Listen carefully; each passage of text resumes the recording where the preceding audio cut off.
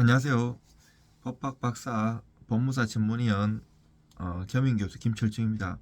오늘 이재명 후보의 3심 대법원 그 판결 선고가 있었는데요. 저는 정치를 잘 모릅니다. 정치를 잘 모르고 제 글이나 유튜브 보시면 저를 아는 사람 아시면 친구나 가족하고도 정치 얘기는 안 하는 사람입니다.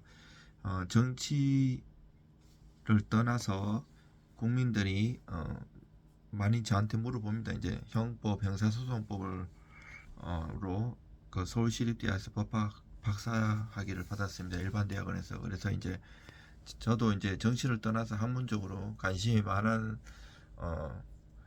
판결이고, 또 이제 이 대법원 판결이 뭐가 있는지 국민들이 잘 모르고 계시는 분들도 있으셨고, 물론 아시는 분들도 많지만 법리적으로 제가 이제 간단하게만 설명해 드리겠습니다. 제가 이제 PPT나 한글 파일로 좀 정리해 놨는데, 아까 쇼츠는 그 PPT로 했는데 이제 한글 파일로 보시면서 제가 하겠습니다. 이제 오늘 이제 대법원 판결이 이제 선고되었는데, 원래 세 가지가 있어요. 이제 원래 이제 대법원에는 대법관님들도 계시지만 재판 연구관님들도 계세요. 재판 연구관님들도 물론 판사님들이신데, 대부분 이제 제가 유튜브나 블로그 보면 상고 이유서도 많이 적습니다. 이 민사고, 형사고 이런 거 적으면 대부분은 이제 3심은 1, 2심은 사실심이고 3심은 법률심이라 가지고 3심은 법률심이라 가지고 대부분 상고 기각돼요. 이유 없었다고 하고, 법리적인 거, 형법 같은 경우 만약에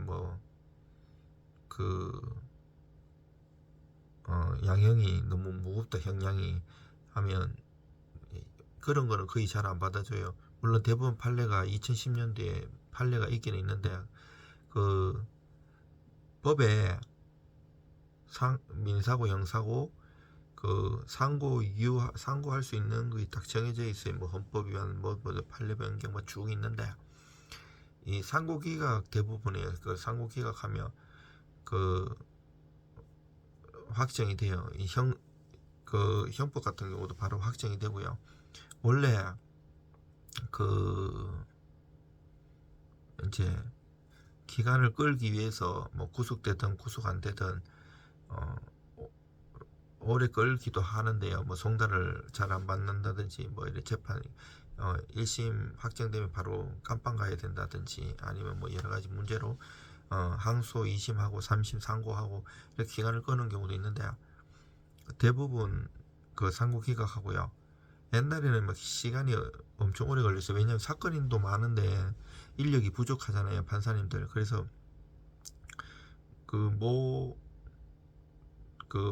재판관 하시다가 나와가지고 양심선언 하신 분도 있어요. 이렇게 그렇게 많이 볼 시간도 없고 이래가지고 빨리빨리 진행된다 했는데, 633 법칙에 의해 가지고 1심 6개월, 2심 3개월, 3심 3개월 이내로 빨리빨리 진행되고를 하겠다, 그렇게 해가지고 빨리빨리 진행하는 거는 있었는데, 정치를 떠나서 이번에는 좀 빨리 진행한 것 같기는 해요. 그리고 이제 상고 기각되면 이게 이제 여기에 따라서 민사나 형사에 따라서 엄청난 이제 문제도 있고, 또 헌법소원이나 헌법재판 관련해 갖고도 연계돼 가지고 구제책이나 여러 가지가 있고, 사실 재심이라는 것도 있어도 민사나 형사 3심에서 거의 확정되면 거의 끝나는 경우가 대부분이죠. 그리고 이제 상고 기각은 이제 대부분이 원심의 판단이 정당하다고 보고 이제 상고를 받아들이지 않는 건데요. 대법원이 이제 더 이상 다툴 필요가 없다고 판단해서 이제 기각하고, 원심 판단은 확정돼요. 이제 피고인의 주장에는 이유 없다, 상고 기각 원심 확정이 돼요. 원심은 2심이죠. 이제 파기환송이라는 게 있는데, 파기환송은 이제 대법원이 하급식 판결, 이제 2심이죠. 이제 그 이재명 후보가 사건 같은 경우는 서울고등법원인데 그 서울고등법원은 서초동에 저기 10번 출구 쭉 올라가면 동간으로 올라가면 그 서울중앙지방법원 쪽이 동간 쪽이고 서간 이쪽이 형사 담당하는데 그 위로 올라가면 서울고등법원이 있어요. 서울 그 하면 다시 2심으로 보내는데 이게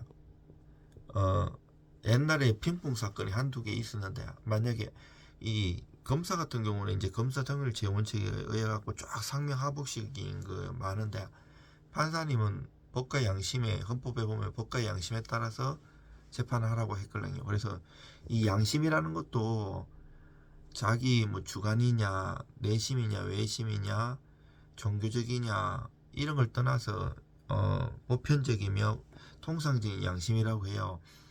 이분들은 다 나름대로 공부도 많이 하시고 사시도 합격하신 분이고 뭐 로스쿨 가서 변호사 시험도 합격하신 분이기 때문에 따르지 않아도 되지만 대부분 판례를 많이 검색해요. 우리 법무사나 변호사나 뭐 판사님들도 재판할 때 이런 판례가 없나 대부분 판례 그게 제일 확실하거든요. 학설도 많이 주장을 하지만 학설 갖고 뒤집어지지 않아요. 물론 저 같은 경우에는 논문 쓰는 걸 좋아해서 그 국내 구에 논문 같은 것도 많이 해가지고 저기 각주로 많이 달기도 하는데 1순위는 대부분 판례예요. 자, 그러면 요번에 이재명 후보 사건 같은 경우도 2심에서 다시 판단하라고 보냈잖아요. 그것도 유죄 취지로 뭐 여러 가지 그 무죄도 본 것도 있고 유죄도 있는데 허위 사실 공표했는 경우 국민들이 이제 그 판단하는데 그 잘못 판단할 수 있다고 보고 유죄 판단한 부분에 대해서는 2심이 받으면 보통은 대부분 판례를 보고 법으로는 구속 안 되냐면 구속될 수밖에 없겠지 않아요. 이제 판례도 마찬가지 대부분 이게 사실적으로 어차피 내가 만약에 다시 무죄 취지로 보내면 검사가 상고하면 또 대법원 가고 또 이렇게 핑퐁 되는 경우보다 이렇게 보면 눈치를 보고 이걸 하겠죠. 그러면 거의 유죄가 될 확률이 높게 나옵니다. 그 판결을 파기하고 다시 해당 부분을 보내는데요. 이런 법리로 다시 판단해라고 지침을 주는 것으로 그 파기된 내용은 하급심에서 다시 심리 판단하게 됩니다. 이제 단순히 돌려보내는 게 아니고 대법원이 판단 기준을 제시하면서 재심리를 명했기 때문에 여기에 많이 구속될 수밖에 없어요. 사실은. 그리고 이제 파기 자판이 있는데 대법원이 원심 판결을 파기하고 스스로 새로운 판단을 내려 확정하는 경우인데 더 이상 사실 판단은 필요 없고 법률 문제만 남았을 때 자주 등장하는데 하급심의 유죄는 법리에 어긋난다 무죄다. 파기 자판으로 무죄. 파기 자판은 거의 잘 없어요. 파기 자판은 거의 없고 그 간혹 거의 판례 보면 거의 10년에 한 건인가 거의 잘 없어요. 예, 저는 정치는 잘 모르고 정치에 좋아하는 당도 사실 없어요. 근데 이제 법 공부도 많이 하지만 정치적으로 많이 이제 읽어보지 않으면 누구한테 뭐 정치 얘기는 하진 않아요. 근데 이제 그 빨리 진행하길래 이제 기각이나 자판 이렇게 될 줄 알았는데 파기 환송부 되는 거 보고 저도 조금 놀라긴 했습니다.